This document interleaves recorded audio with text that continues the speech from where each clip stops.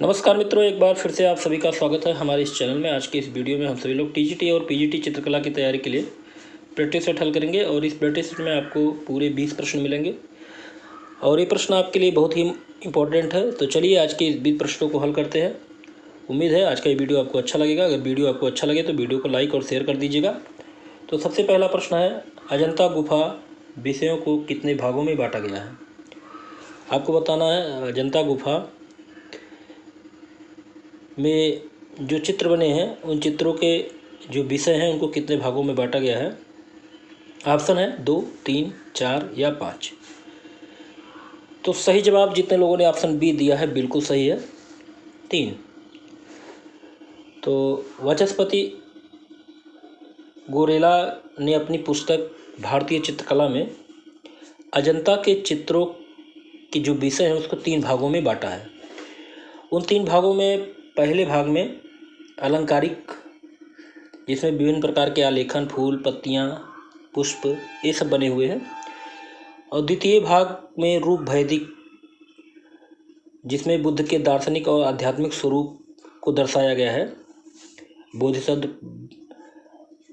और पद्मपाणि इन सबको दर्शाया गया है, और तृतीय भाग में जातक कथाएं वर्णित है। तो इस तरह से 3 भागों में बांटा गया है अजंता की गुफा के चित्रों को।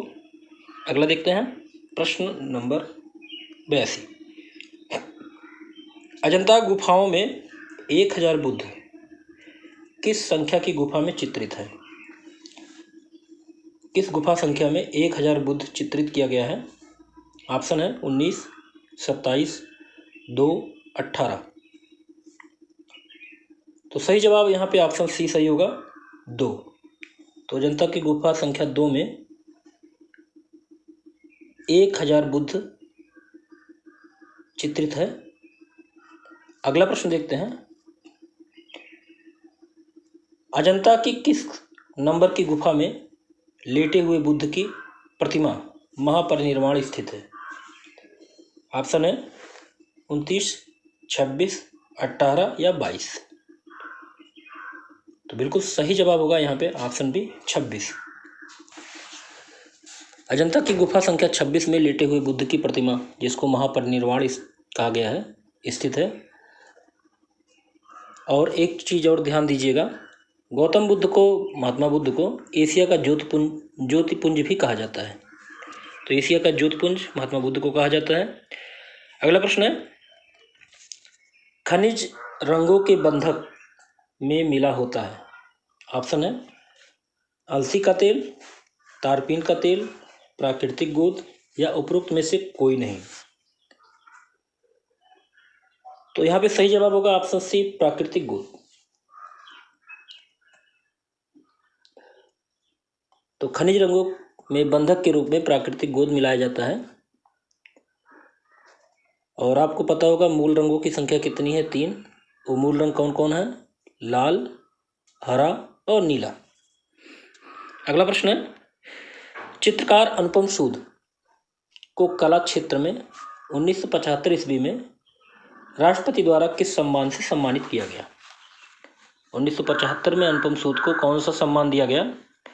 ऑप्शन है पद्मश्री, पद्म भूषण। अगला ऑप्शन है सोने की पट्टिका पुरस्कार या इनमें से कोई नहीं।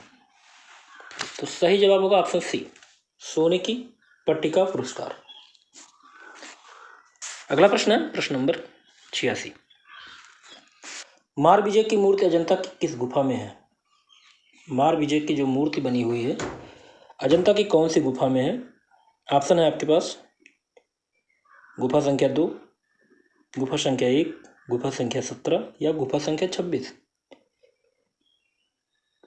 तो यहाँ पे सही जवाब होगा ऑप्शन डी, गुफा संख्या 26।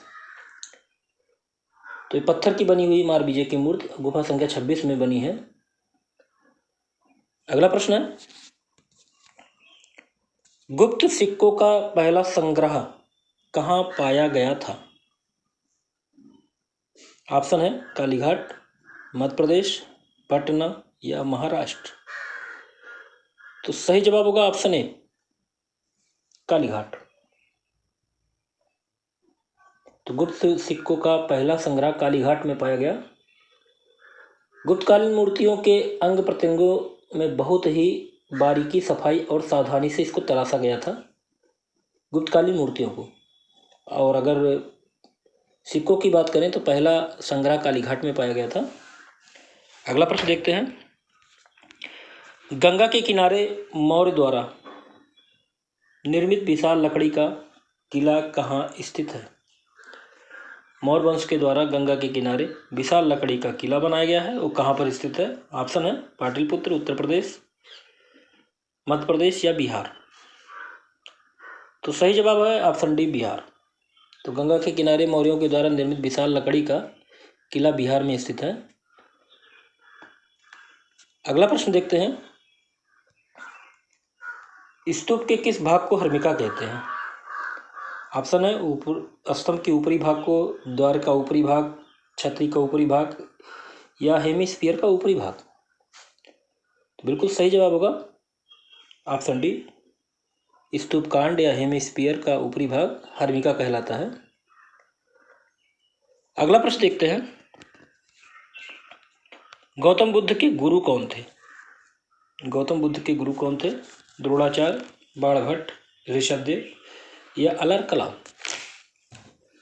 सही जवाब होगा ऑप्शन डी, अलार कलाम। तो गौतम बुद्ध के प्रथम गुरु अलार कलाम थे। अलार कलाम से इन्होंने सांख्य दर्शन की शिक्षा ली थी। अगला प्रश्न देखते हैं,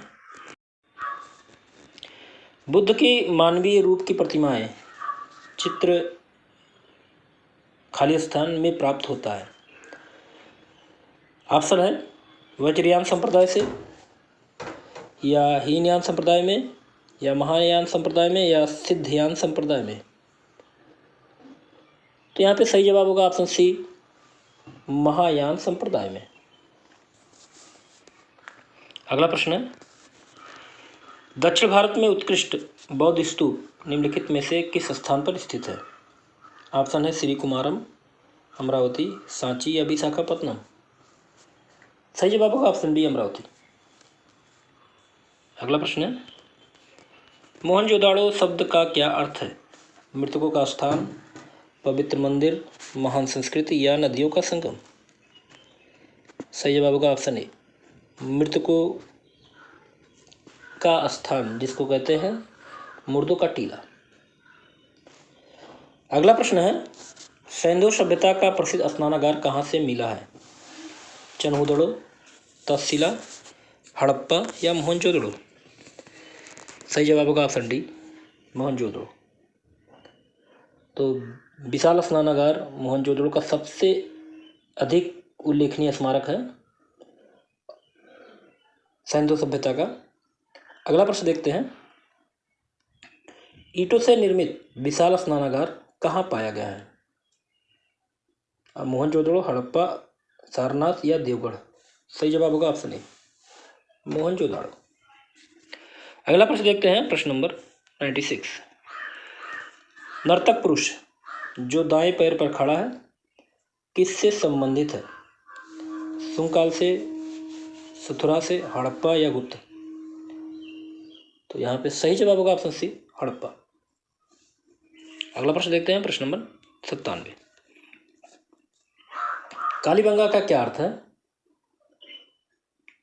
ऑप्शन है काली वासपेट, काली चूड़ी, काली बाग या काली चीटे। तो सही जवाब होगा ऑप्शन बी, काली चूड़ी। अगला प्रश्न है, यूनिकॉर्न छवि हमें मिलती है सिंधु घाटी के मोहरों में या सिंधु घाटी की मूर्तियों में, सिंधु घाटी के मृत भांडों में या सिंधु घाटी की चित्रकला में।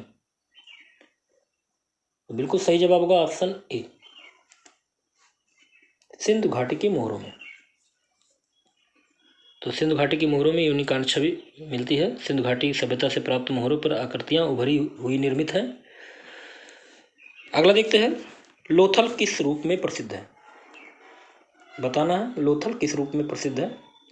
प्राक मौर्य स्थल है या एकाडियन सिटी ऑफ ट्रेजरी है या हड़प्पा बंदरगाह है या बौद्ध स्तूप है। तो सही जवाब होगा ऑप्शन सी, हड़प्पा बंदरगाह। अगला प्रश्न और इस वीडियो का लास्ट प्रश्न है, इनमें से कौन हड़प्पा सभ्यता का हिस्सा नहीं है?